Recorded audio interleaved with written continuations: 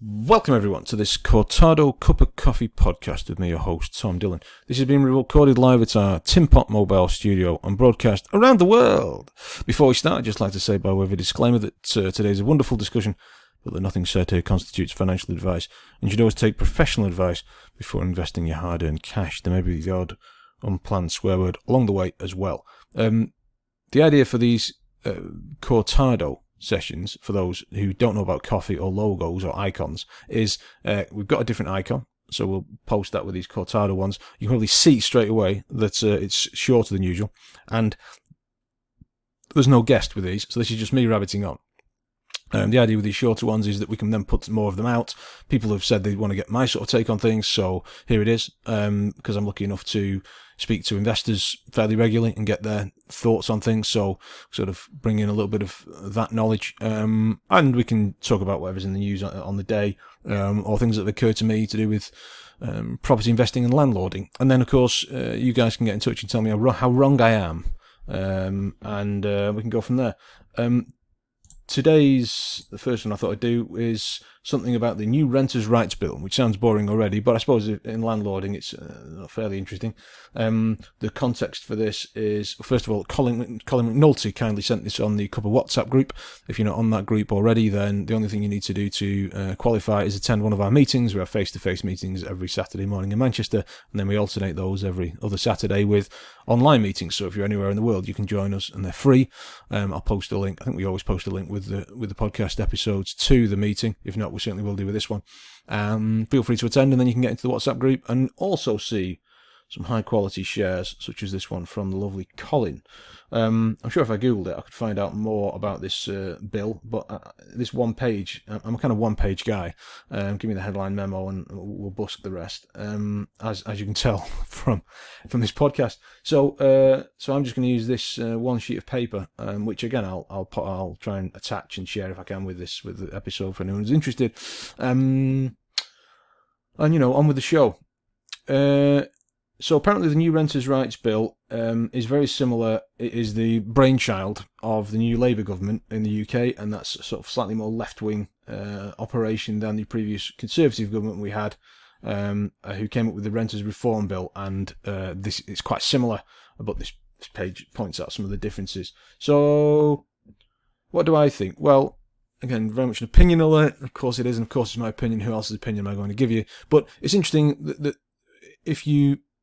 The kind of classic idea is that if you benefit landlords, you're going to screw over tenants and vice versa. And then there's also society as a whole, and does that benefit? So, for example, sometimes I spend time thinking about, would it be beneficial for society as a whole if you just scrap the entire private rental sector?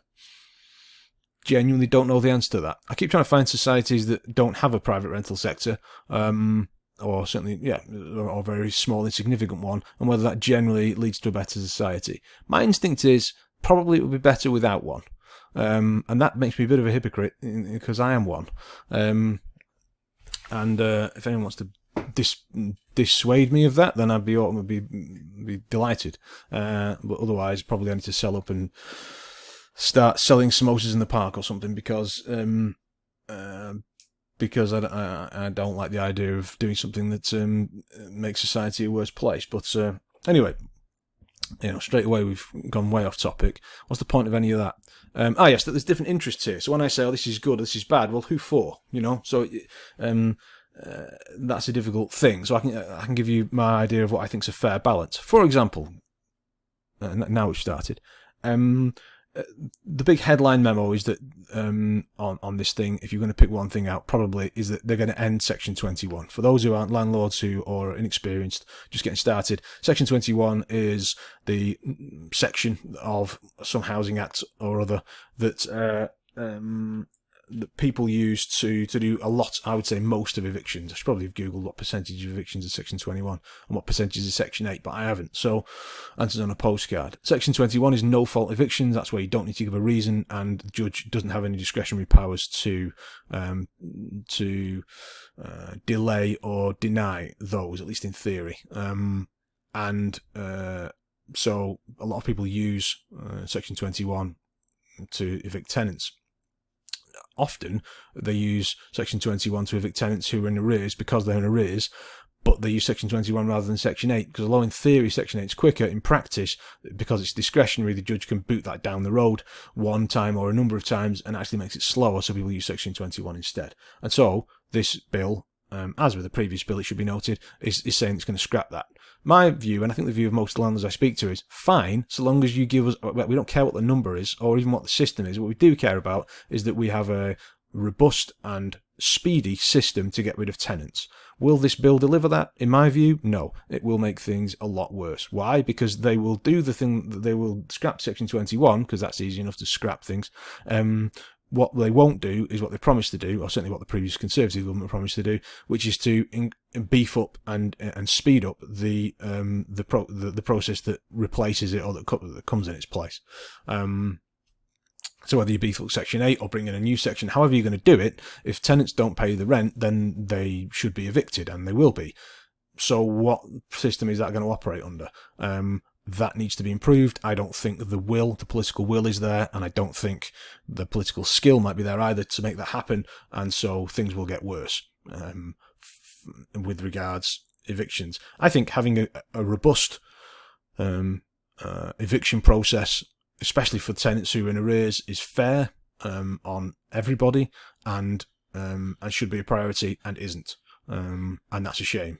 And I hope I'm wrong. I hope that Labour government prove me wrong and bring in a good system. One anecdote to sort of show for people who don't realise what this means is, let's imagine you've got a property, as my friend had, rent roughly £1,000 a month with your mortgage payment at roughly £500 a month. So after costs, you make £500, you make £1,000 minus £500 mortgage every month, and then minus maybe £100 or more in costs, let's say £200 in costs. So you make 1,000, 700 goes in costs, you make £300 a month net. Well, that's good. His tenant stopped paying, he went to evict them, did everything right, all the court process, but because of delays with the courts and then delays with the bailiffs, people don't realise as well that I think he had 3 appointments of the bailiffs cancelled on him because they were understaffed. And so, that's more delays. And then, so from the day he served the notice, the day the tenant actually left was 18 months, more or less on the nose. Well, that's 18 months where rather than making £300 a month, so 18 months at £300 is £5,400. That's his profit gone. Instead of that, he's £700 times 18, 7 to 7 18s.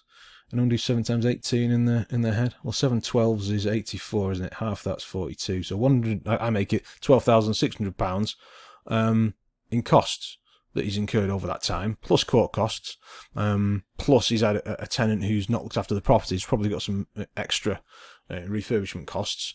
That's a big swing, isn't it, of £5,400 profit versus £12,600 of arrears. And then people say, oh, well, you can go to court and collect those back. Yeah, maybe. He didn't.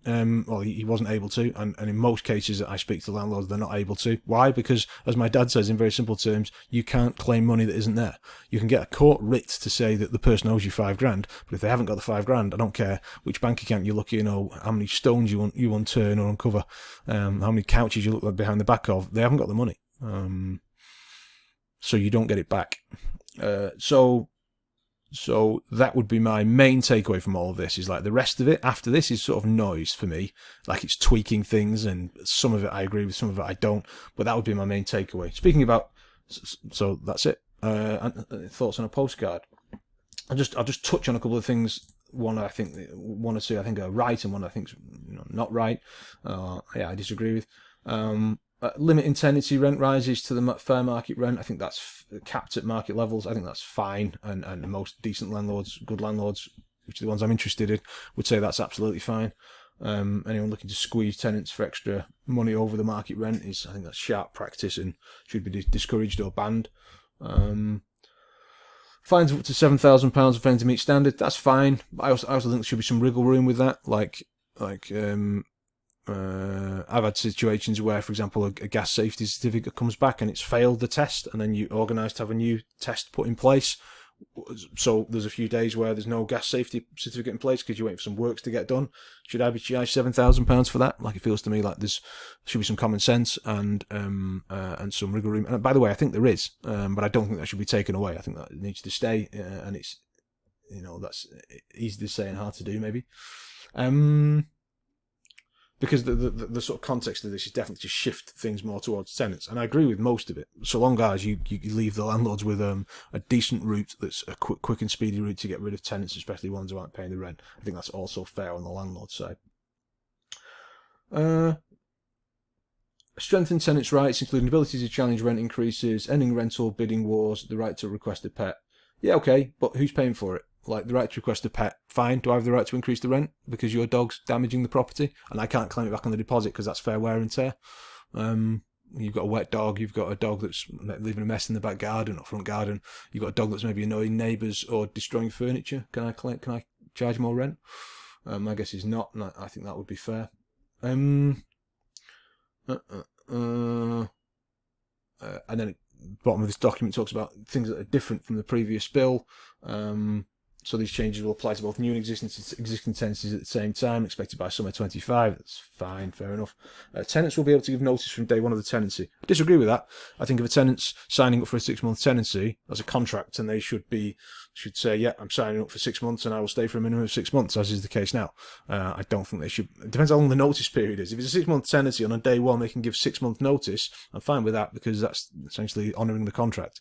But if they can give 2 months notice on a 6-month contract on day one, I don't think that's right. And who covers the cost of, I think the average cost in the UK is £1,500 or £3,000 or something, quite a lot, to the cost of finding a new tenant. Like, who pays that? And is that right for, let's be honest, it's the landlord, isn't it? And is it right for the landlord to pay that when the tenant gives notice on day one?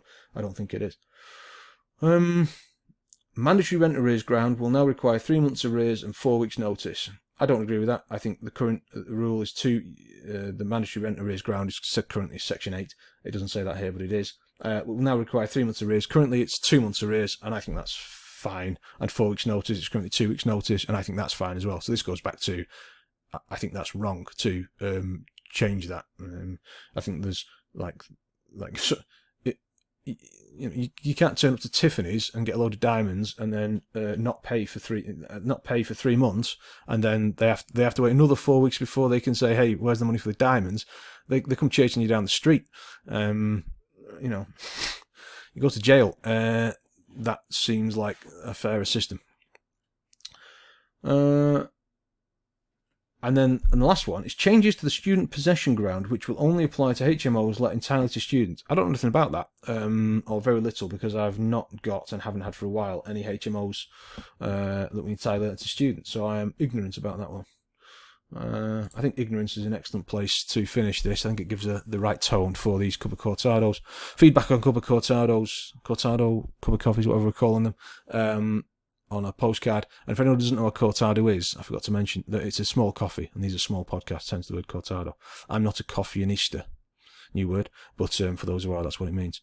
Our guest in a few days' time is the lovely, I'm gonna butcher his surname, but I call him Ed, but his full name is Edward Aguazia. A lovely bloke. So if you listen to this in time for that, then come and listen to that. I think I'm rambling here, so I'll finish off. Thanks very much for listening. Speak to you soon.